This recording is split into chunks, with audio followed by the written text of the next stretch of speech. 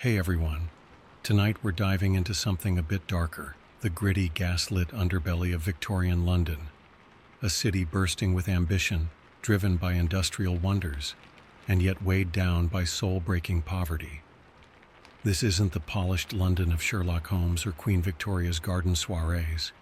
This is a different side of the city, one cloaked in fog, thick with grime, and reeking of decay. Here, making it through the day feels like an achievement in itself. Before we really get into it, take a second to like the video and subscribe, but only if this is the kind of storytelling you actually enjoy. And while you're at it, let me know in the comments where you're watching from and what time it is for you. I always find it amazing to see where people are tuning in across the globe. Now dim the lights, maybe turn on a fan for that soft background hum, and let's step together into tonight's tale. You open your eyes, and the first thing you register is your brother's foot. Each floorboard groans underfoot, like it's reminding you that even the house is tired. You're wrapped in a wool blanket that feels like it hasn't been cleaned since the Crimean War, and your pillow is a scratchy bundle of straw, probably mixed with someone's forgotten sock. Plumbing?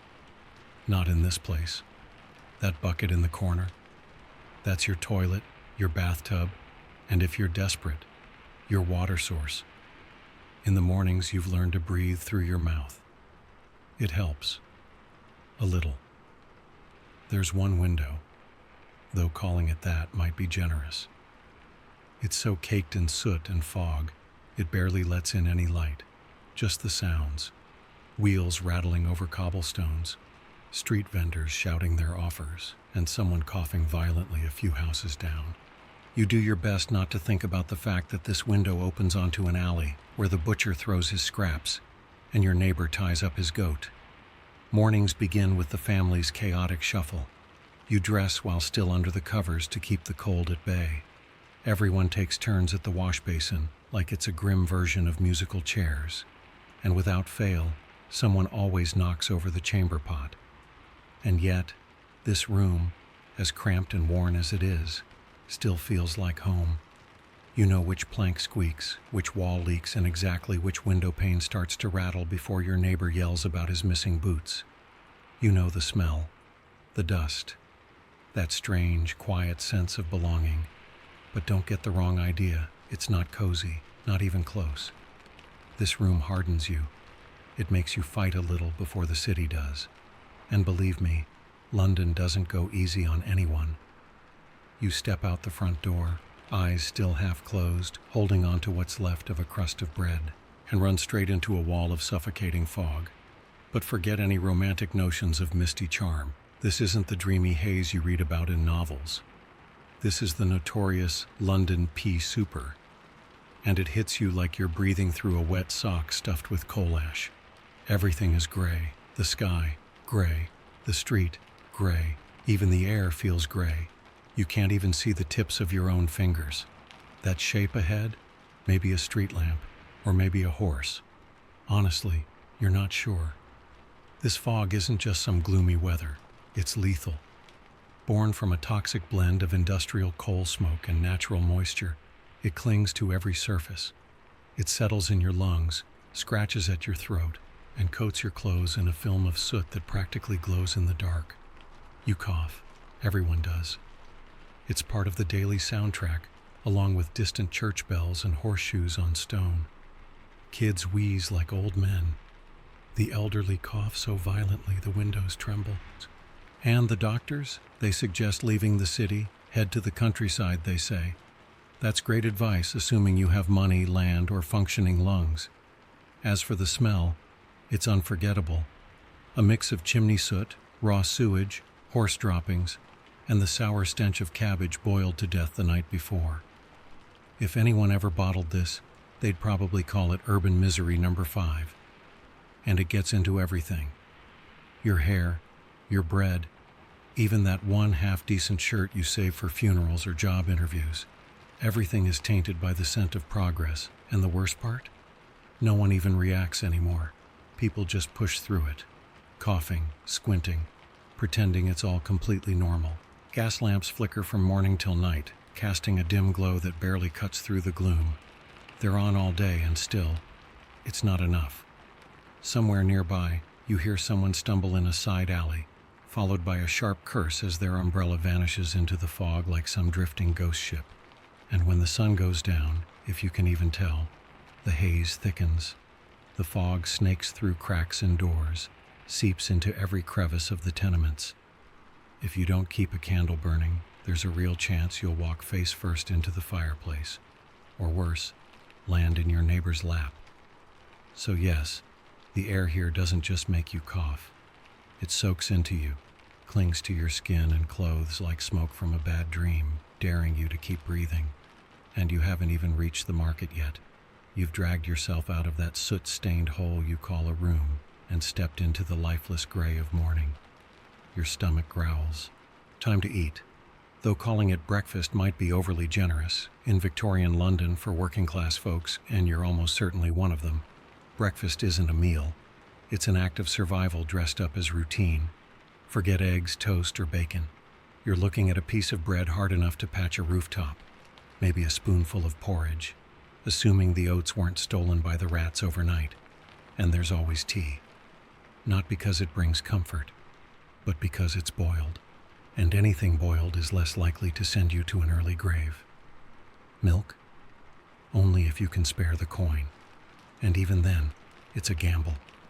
It might be watered down, or worse, laced with preservatives dreamed up by someone who thinks safe for children is just a friendly suggestion. Sugar costs more than you make in a day. Butter might as well be a myth. Jam? Only if some distant relative passed away and left you a jar in their will. If you happen to live near a bakery or factory, the smell of fresh bread might drift by. But don't get your hopes up. That's not for you. That bread belongs to someone with a title on his door and a clean handkerchief in his pocket. And if things have really gone south, maybe you're a widow without work or a kid with no parents or just one of thousands replaced by a machine, you might end up in line at the workhouse, waiting for a ladle of something that might generously be called gruel. It's warm, it's food, and that's about all anyone can say for it. There are street vendors too, hawking fried potatoes or old meat pies, but approach with caution. The meat is a mystery, the oil it's cooked in ancient, and the aftermath usually unpleasant. Still, when you're hungry, even spoiled scraps smell like hope. You eat standing, hunched in your coat like you're trying to disappear. No kitchen table, no music, just cold mist, rattling carts, and someone already shouting about stolen coal 2 streets over. And now, your belly's half full, your hope running low. Time to face the real beast, the streets of London. Welcome to the sprawling, snarling maze of Victorian London. A living, breathing creature stitched together with smoke, filth, and noise. Every step is a roll of the dice. The street doesn't care whether you're late to work or just trying to make it across alive. Let's be clear, sidewalks, if they exist, are cracked, barely wide enough for one person, and so jammed with traffic they're more of a polite idea than a safety feature. The main road, a swamp of hoofprints, sloshing sludge, and wheels that never stop. Horse-drawn wagons speed past without warning, carriages cut corners like blades. One wrong step and you're face first in a puddle that smells like death, because something might actually be dead in there. And don't forget the gutters. They run right down the center of the street, carrying all of London's unwanted treasures. Rotten fruit, dead rats, black coal dust, yesterday's chamber pot dumped from above, and the occasional boot, sometimes with a foot still in it. Crossing them takes balance, a long stick, or the complete loss of shame. But the mess underfoot isn't the only thing out to get you. The people are too. Street urchins dart through crowds like caffeinated mice, hands light as feathers, stealing without slowing. Pickpockets drift through the crowd, brushing by like they're just passing through, until you check your pockets and realize they weren't. Vendors shout over one another, hawking eels, kippers, or something vaguely described as meat, and they never stop yelling. Not for a second. Arguments break out over anything and everything. In the middle of all this chaos, the police, the coppers, try to look like they're in control. Most of the time they aren't. If someone gets stabbed, Maybe an officer will show up, eventually, if they're still on duty, and if no one's paid them to walk the other way. The air by now has taken on new layers, still foggy, but now carrying notes of horse dung and tobacco. Somewhere in the distance, you might hear the bells of St. Paul's, or maybe it's just the ringing in your ears after being shouted at about chimney soot. And if it rains, which it does often, the streets transform into reeking rivers of filth. No umbrellas, no complaints, no surprise. You just hunch deeper into your coat and keep moving, praying your boots hold out another day. And remember, this is just your commute. If you can get through this, maybe you'll find a job. Maybe you'll earn enough to put bread on the table and keep the rats from nibbling your toes at night. You've survived the labyrinth of sewage posing as roads. You've dodged horses, thugs, and carriages. Now comes the real challenge, earning a living, if the city lets you. In Victorian London, having a job isn't about prestige. It's about survival. It's a slow grind, a daily test of endurance that wears you down bit by bit while pretending to offer stability. If you're a man and luck happens to be on your side, maybe you land a spot in a factory. That means working 12 to 16 hours a day, 6 days a week, for pay that couldn't keep a house cat satisfied. The sound inside is overwhelming. The air is thick with soot, floating metal dust, and quiet despair. Lose a finger to the machinery? No problem. There's already a line of kids outside the door waiting to take your place. If machines aren't your thing, you've got other options, all brutal. You could haul bricks, shovel coal, or break your back down at the docks. Chances are by 30 your spine gives out, and by 40 your teeth are gone, assuming you live that long. And women?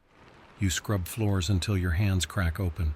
You boil strangers' laundry until your skin peels. You sew until your eyesight dims and the concept of sunlight becomes a memory. All for pennies. And when those doors close, the streets are still there. No sick days, no safety nets, no pity. Maybe you sweep chimneys. Maybe you're a mudlark, picking through the Thames at low tide, fingers freezing, nose burning, hunting for scraps of anything. Rope, bones, rusted nails. The stench is included free of charge. So is dysentery. Or perhaps you've ended up in a workhouse, that wonderful institution where the poor are cared for by being worked half to death in exchange for tasteless gruel. You're not meant to thrive there, just not die too loudly. Jobs can vanish overnight. Illness sticks around. One injury can mean starving. There's no compensation, no clinic, no one asking how you feel.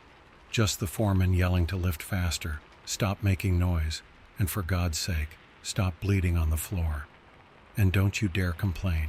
There's always someone hungrier behind you, ready to take your place for less. The competition's brutal. Compassion? In short supply. So yes, technically you have a job, but don't expect it to save you. In Victorian London, work doesn't lift you out of poverty. It just keeps you busy while you're stuck in it. And if you think that's grim, wait until you're a child here. Childhood in Victorian London isn't a gentle time filled with toys and stories. It's a countdown to injury and illness.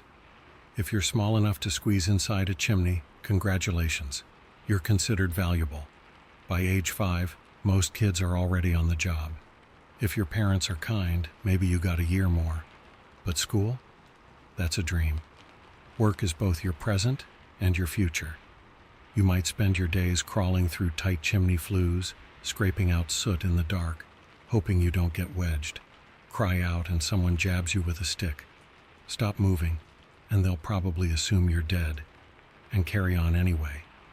Or maybe you're a match girl, dipping wooden sticks into white phosphorus until your jawbone starts glowing in the dark, and eventually falls apart. That job pays a few pennies. The risk? Total bone death. A fair exchange, apparently. Some kids are mudlarks, scavenging through the filth along the Thames, hunting for anything remotely valuable. They come out drenched, shivering, and often carrying infections no one's even named yet. Others shout about newspapers on corners, advertise roasted chestnuts they can't afford, or run messages through streets packed with danger. You run fast. You dodge hooves and fists. And you hope today isn't the day you get beaten up for staring the wrong way at the wrong man. Working in a factory? That's the dream version, indoors with regular hours. Just ignore the blades. Children crawl under moving machines, wiping grease and dust while the belts still spin. You either learn quick or lose a hand. There's no protective gear, no rest days, and no one's going to feel sorry for you. Just the pounding rhythm of machines and grown-ups barking orders. And if you're an orphan, you don't belong to anyone, which means you belong to the streets, the workhouse, or worse. Some are sold into service. Others simply vanish into the fog, their stories left unfinished. To Victorian industry, kids are cheap, quiet, and replaceable. Their childhood isn't taken, it's never offered in the first place. And yet somehow they find ways to live. They kick around scraps as toys. They hum songs between shifts and laugh between coughs. Because they have to. Because even children in London are expected to bear the weight of an empire, with soot-covered hands and worn-out shoes. Think it's hard for a man? Try being a woman here. You work constantly. You're not praised. You're not thanked. You're just expected to endure with a smile as your body slowly collapses under the strain. If you're unmarried, maybe you're in service. A domestic worker. That means scrubbing floors before dawn, lugging coal, polishing the hearth until your hands cramp, and ironing until your arms go numb. You don't sit unless someone gives you permission. You eat last. You sleep in the attic. And if the master gets handsy, well, society expects you to feel grateful for the attention. It's just inches from your face, dirty and twitching a little, probably reacting to something unpleasant in his sleep. Welcome to the only room you have. Not a bedroom, not a living space, just the room. And it serves every purpose. You share it with 6 other people. There's a single bed, a pair of unstable chairs that creak under pressure, and a rat that's stuck around so long you're half joking about making him pay rent. There's no wallpaper anymore, only bare patches where something used to hang. When it rains, the ceiling leaks, and sometimes it drips even when it doesn't, and you've decided it's better not to know what's causing that. The fireplace doesn't work. The air is cold and damp. Think getting married makes life easier in Victorian London? Not quite. It just means twice the work and none of the rest. Now you're expected to keep your own place, likely a cramped, grimy, single-room space, while raising a handful of children, cooking with barely anything in the cupboard, patching clothes until they're more thread than fabric, and somehow managing the family budget on 3 shillings and sheer willpower. And when that's not enough, which it usually isn't, you take in laundry from wealthier homes. You boil, scrub, wring, and repeat until your knuckles bleed, all for just enough to buy a loaf of bread. Some women turn to sewing, working as seamstresses in dark corners, bent over shirts for 14-hour shifts. The pay is pitiful, your vision fades fast, and if you bleed onto the fabric, that's it, you're out. Then there are the match factories. Work there long enough and the white phosphorus eats through your jawbone, literally. It starts with a little pain in your mouth, a loose tooth maybe. But soon enough your face starts to rot. And management? They'll blame you. Say it was your fault for chewing gum. When none of that brings in enough, or if you're widowed, orphaned, or just unlucky, the street becomes your only choice. Sex work isn't legal, but it's not exactly policed either. People pretend it doesn't exist while blaming you for doing it. You might make just enough to scrape by. Or you might be assaulted, arrested, or worse. As for protection, that comes down to luck and a pair of thin gloves. Victorian London expects women to be quiet, spotless, submissive, and constantly busy. Even when there's no floor under your feet, no heat in the walls, and no hope in sight. You don't get rights. You don't get sick leave or safety nets. All you've got are other women, sometimes warm-hearted, sometimes hardened, trying to survive the same relentless grind. And still, they do. They survive with clenched teeth, dark humor, and backs curved by generations of unpaid labor. And somehow, between the hardship, they find the strength to hush their babies, smile at their children, and sweep the front stoop, because someone has to.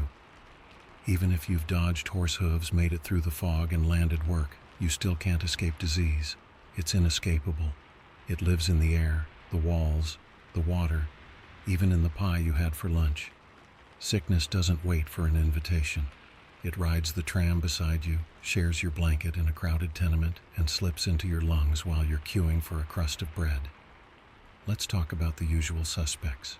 Tuberculosis, or consumption as they called it, because it slowly eats away at your lungs, your strength, and your spirit.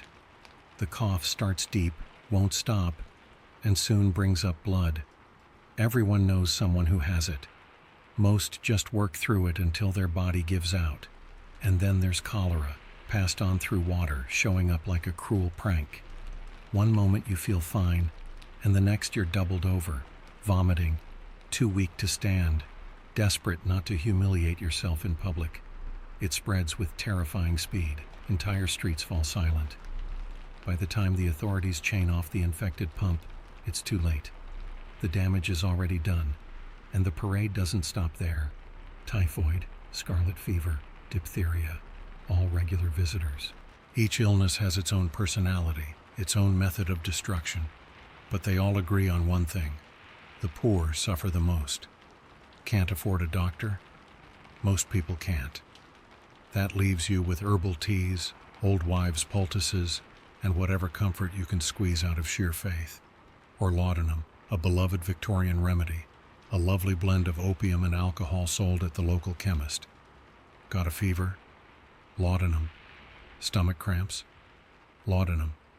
Lost a child? Take 2 and lie down. You'll still die, but you'll die softly. As for doctors, most mean well. Sometimes. But medicine is still more guesswork than science. Latin terms sound impressive, but they're covering up the fact that people are still being bled with leeches. Surgery, done barehanded, no gloves, antiseptics. Still just an idea swirling in Joseph Lister's head. Honestly, the guy shaving beards on the street corner might not be any worse. Disease doesn't care who you are, but poverty makes you easier to catch. No toilets, no airflow, 10 people to a room. It's the perfect recipe for bacteria, misery, and slow decay. In Victorian London, if something doesn't kill you outright, it'll do the job over time. And if somehow you're still standing, then it's time to refill your water. You're sweating through a soot-covered shirt, lips cracked, throat scraped raw by coal dust. You need a drink. But in this city, water isn't safe. It's a loaded gun disguised as refreshment. Let's begin with the Thames. It's the artery of London. Also its sewer, its trash heap, its pet cemetery, and, conveniently, its main drinking supply.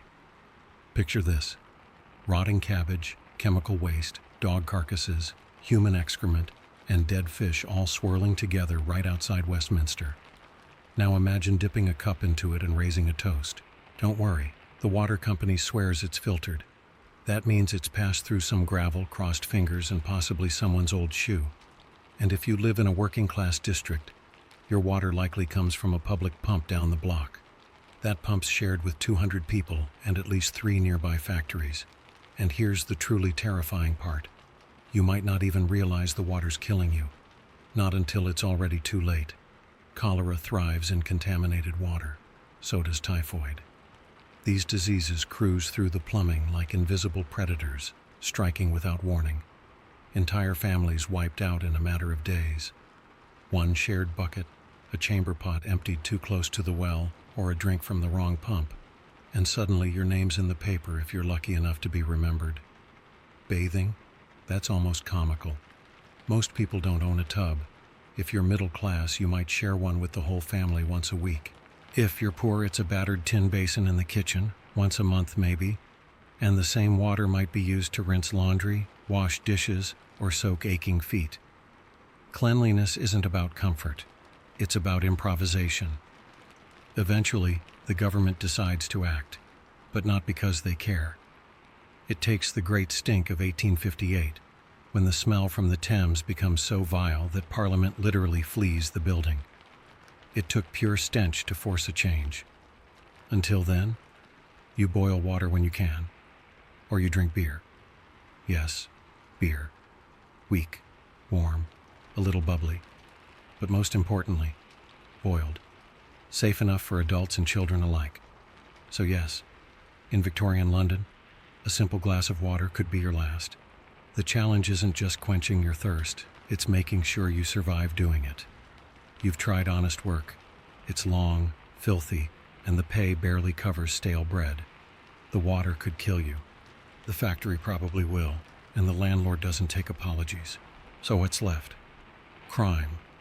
And in Victorian London, it isn't just desperation, it's practically a job description. You start small. Maybe you're a pickpocket, or a dipper, as the street slang goes. You blend into crowds near the markets, brush past someone just right, and walk off with a coin purse or a pocket watch. Charles Dickens gave us Oliver Twist, but real-life child thieves didn't get song numbers. They got sent to Newgate, or packed off to Australia in chains. If you're a woman, maybe you deal in stolen goods, selling trinkets in back alleys hidden under shawls and layers of lies. Or you run a twilight house, a place where pickpockets drop their loot to avoid getting caught. Feeling bold? You might hustle as a costermonger, selling bruised fruit or watered-down milk from a shaky cart, disappearing before anyone complains. Or maybe forgery's your thing. Card tricks, 3-card Monty, quick scams with quicker exits. And if you're desperate enough, there's burglary, breaking into a warehouse, a merchant's shop, or even a church. You might score something valuable, or meet a constable with a club and no patience. The police exist, but they're overworked, underpaid, and usually one step too late. Unless you know who to bribe, and chances are you do. London's underworld isn't chaos, it's organized. Crime syndicates have territories, passwords, even recruitment strategies. And then there are the resurrection men, body snatchers who dig up fresh graves to sell corpses to medical schools. It's gruesome, it's illegal, but it pays far more than stitching sleeves. Of course, if you're caught, punishment is real. You could be flogged, branded, jailed, or sent away to some remote penal colony. But when the other option is freezing to death on a stone step with nothing in your belly, the risk starts to look like opportunity. In Victorian London, hunger trumps morality. Crime isn't the opposite of work, it is work. For many, it's the only kind that's hiring, and let's say you finally come down with something. A fever, a cough, maybe you've been run over by a passing doctor's carriage. Whatever it is, you need help. Too bad. Because medicine in this era is less science and more a collection of risky guesses with sharp instruments. Sure, there are doctors. Some even wear proper coats. But unless you're wealthy, your first stop isn't a clinic, it's the chemist. And their solution to everything, laudanum, liquid opium, comes in a nice little bottle. Good for headaches, coughs, and the soul-crushing grief of losing yet another child. It won't cure anything, but you'll stop caring, and that's close enough. Can't afford the chemist? There's always the local barber surgeon. Yes, the guy who trims beards and amputates limbs. If your leg's infected, he'll saw it off. No anesthetic, no sterilization, just a wooden stick to bite and a bucket to scream into. And you'd better not dream of a hospital. Overcrowded, poorly ventilated, and soaked in the smell of pus and failure. Surgical tools are rarely cleaned. Surgeons wipe their hands on their aprons between patients. Sure, germ theory is just beginning to take shape, but many still believe disease comes from bad air or poor moral choices. If the treatment doesn't kill you, the infection probably will. Even something as small as a splinter can seal your fate. A toothache? That could mean sepsis in 48 hours. And childbirth? It's a gamble. You either bring home a baby, or they carry you out under a sheet. Sometimes, heartbreakingly, both outcomes happen together. The medical books of the time are thick with confidence and wild guesswork. Doctors might prescribe bloodletting, hot mustard poultices, or even mild electrocution to get your humors back in balance. In other words, they try to heal you by draining you, mostly of blood, money, and whatever hope you had left. A few forward-thinking doctors begin talking about hand-washing, hygiene, maybe even antiseptics, but their colleagues often laugh them off. After all, how dare anyone suggest that a respectable doctor could be carrying disease on his own hands? So what do most people do when they get sick? They wait. They sip whatever herbal tea they can find, maybe light a candle and lie still, hoping the illness passes on its own. Because the truth is, every treatment comes with its own risk, and getting better often feels more like luck than medicine. You don't visit a doctor because you expect to recover. You go because you've run out of options, and occasionally, just occasionally, you make it back out alive. As night falls, the city dims under flickering gas lamps, and the fog rolls in thick like a burial shroud. You might assume things quiet down after dark, but this is Victorian London. When the daylight fades, the real threats emerge. Forget any ideas of cozy fires and peaceful evenings. Once the sun goes, the streets belong to shadows, and those shadows are never empty. Gaslight struggles to penetrate the fog. Everything you see becomes a shape. A figure hunched in a doorway, a person cloaked beneath a lamppost, footsteps echoing behind you that shouldn't be there. If you're walking alone, you're either lost or desperate. Police patrol in pairs, twirling their truncheons and trying to look tough. But even they avoid certain alleyways. Everyone knows, some corners of the city belong to criminals, not constables. Thieves, cutthroats, and pickpockets own the night, and they move more quietly than any officer's boots. If your route takes you through Whitechapel or Limehouse, you hold your breath and walk faster. Not because of ghosts, though the fog certainly looks haunted, but because you might not be alone. And in 1888, you might not make it out. If you're a woman, the danger multiplies. Men lurk in doorways. Whispered offers follow you. So do footsteps. Some don't even bother pretending. The darkness hides everything: faces, crimes, even bodies. Staying inside isn't always safer. Tenements creak and groan, rats scratch behind the walls. Fights erupt 2 floors down and end with screams, shattered bottles, or worse. Sometimes someone disappears, and no one asks questions. Fires are another nightly terror. A tipped oil lamp, a spark from an old stove, a chimney that catches. No alarms, no fire brigade that arrives in time. Just neighbors screaming and hurling water at flames they have no chance of stopping. If you must step outside, you carry a candle or lantern, and hope the flame doesn't blow out, or worse, attract the wrong kind of attention. Because in Victorian London, nighttime isn't for sleeping. It's a time to stay alert. The poor rest with one eye open, always listening for footsteps on the stairs. For many, morning isn't a promise. It's something to survive to. When it does arrive, if it has, you don't see it. In this city, daylight isn't clear. It's guessed.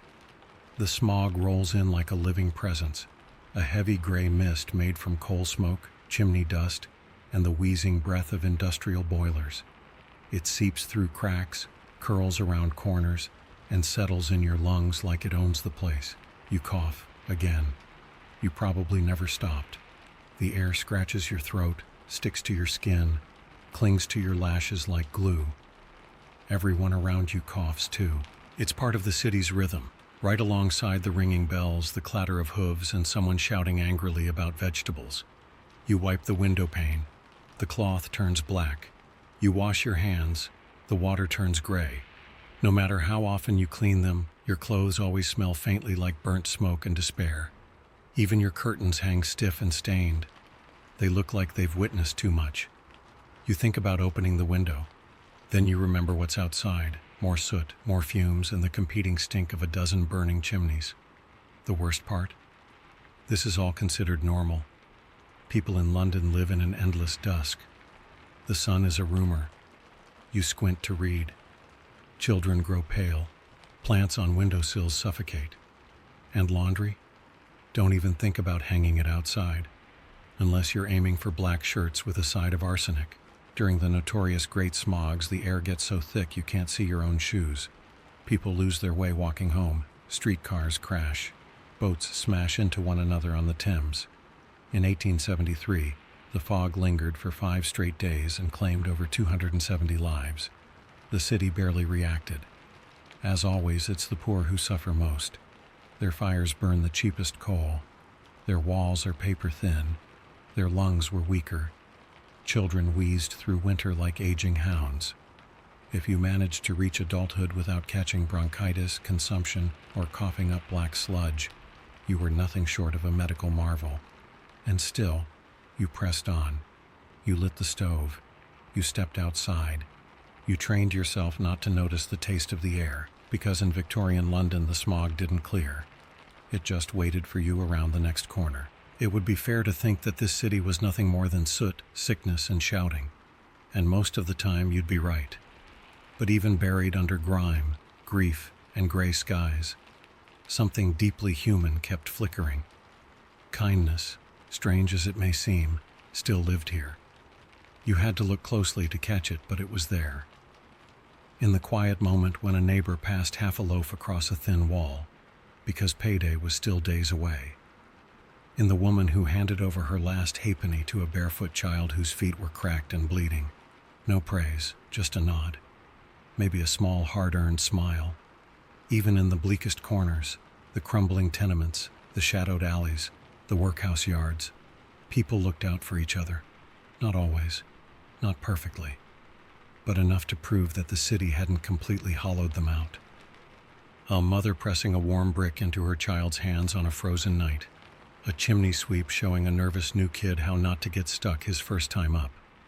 A dying man offering his boots to someone who could still stand and work.